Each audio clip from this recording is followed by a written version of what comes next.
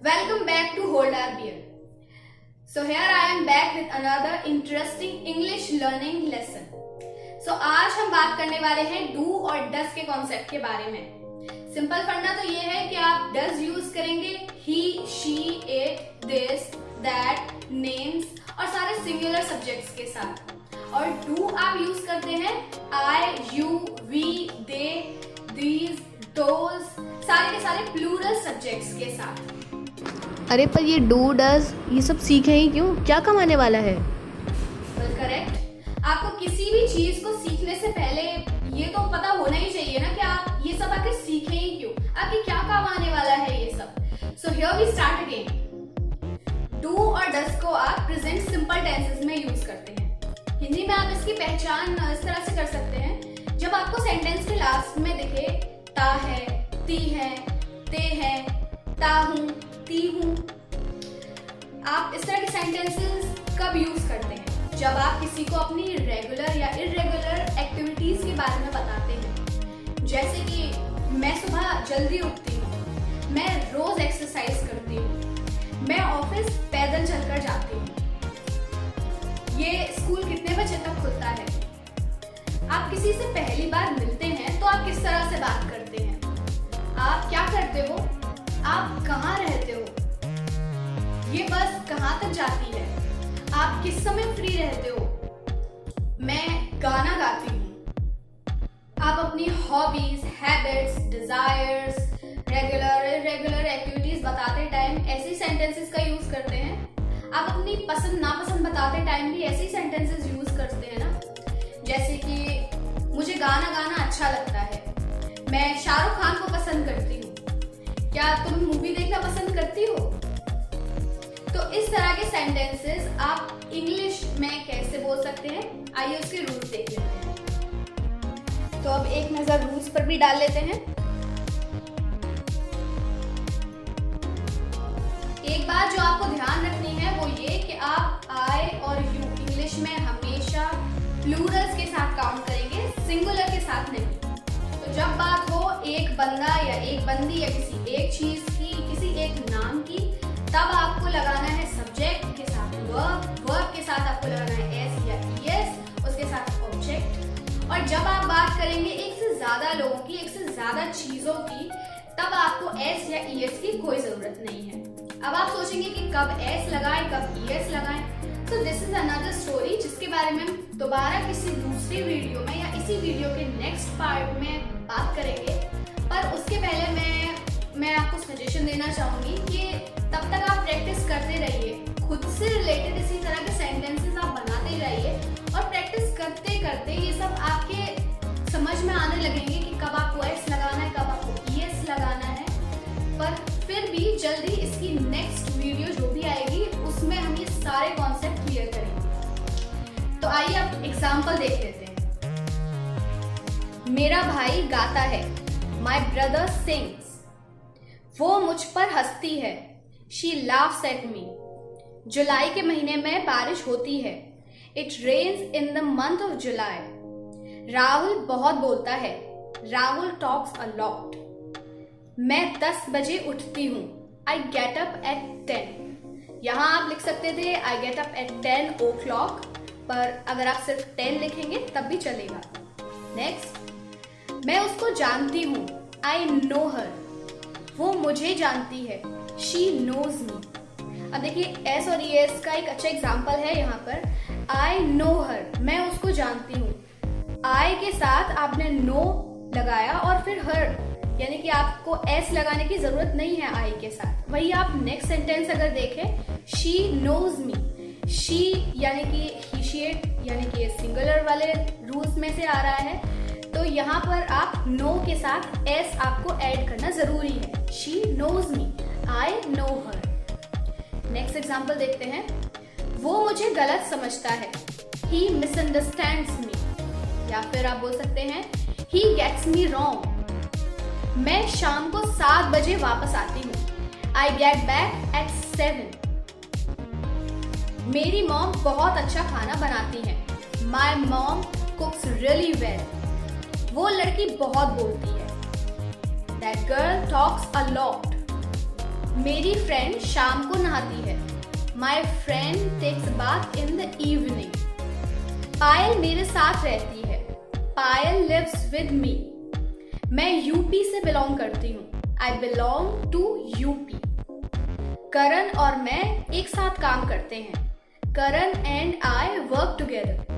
अब यहाँ एक चीज मैं क्लियर करना चाहूंगी। मैंने ऊपर लिखा था कि आप नेम के साथ डस और या फिर es या s यूज करते हैं, बट यहाँ बोलेंगे कि करण के साथ आपने वर्क में s तो लगाया ही नहीं। तो देखिए यहाँ करण एंड आई, यानी कि करण और मैं मिलकर हो गए प्लूरल, दो लोग। तो यहाँ प्लूरल में आपको ऐसे es लगाने की जरूरत नहीं है, इसलिए करण एंड आई वर्क टुगेदर। अब नेगेटिव सेंटेंसेस की बात कर लेते हैं। तो ये रहा आपके स्क्रीन पर रूल। नेगेटिव में आपको वर्ब के साथ नॉट लगा देना है, यानी कि डू और डस के साथ में भी आपको नॉट लगा देना है। यहाँ पर एस या ई एस वाला मैटर नहीं है। डस में ऑलरेडी ई एस लगा है, यानी कि डू प्लस ई एस मिलाकर डस बना है। तो यहाँ ऑलरेडी एस या ई एस लगा हुआ है, तो आपको दोबारा और कहीं पर एस एस लगाने की जरूरत नहीं है। बस आपको वर्ब की फर्स्ट फॉर्म लगाकर आगे चलना है। वो लड़का मेरे साथ नहीं पढ़ता है। That boy doesn't study with me. Doesn't, does और not को बनाया doesn't, यानी कि कॉन्ट्रैक्शंस, ये हमने लास्ट वीडियो में भी देखा था। do और not को मिलाकर don't। So नेक्स्ट एग्जाम्पल है, वो साथ में अच्छे नहीं लगते हैं। They don't look good together. मैं तुम्हें प्यार नहीं करता हूँ। I don't love you. उससे गिटार बजाना अच्छा नहीं लगता। He doesn't like to play guitar. उसे खाना बनाना अच्छा नहीं लगता।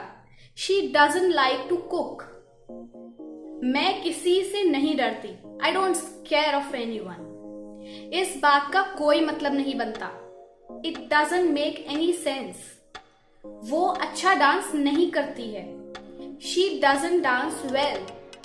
ये आसानी से नहीं टूटता है। It doesn't break easily.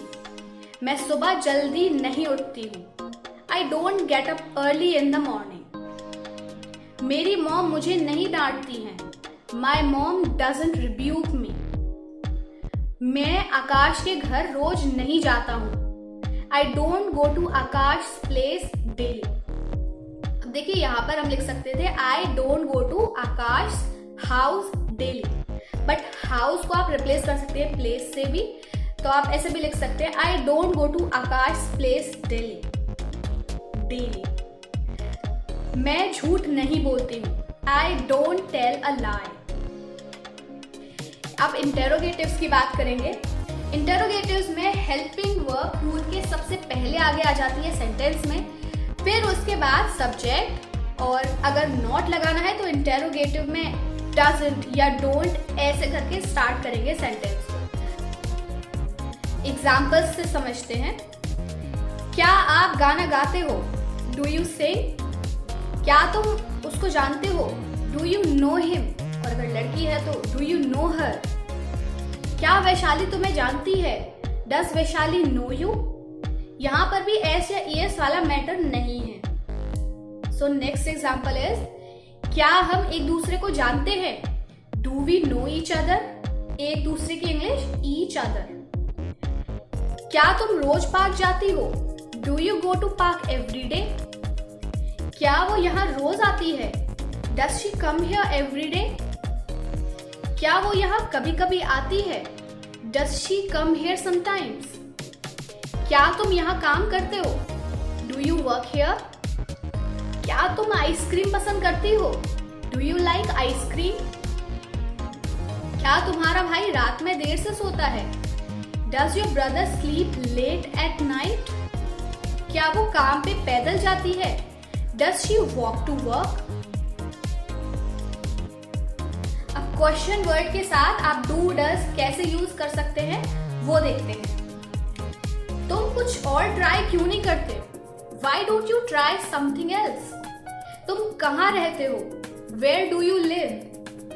तुम्हारी दादी कहाँ रहती है? Where does your grandmother live?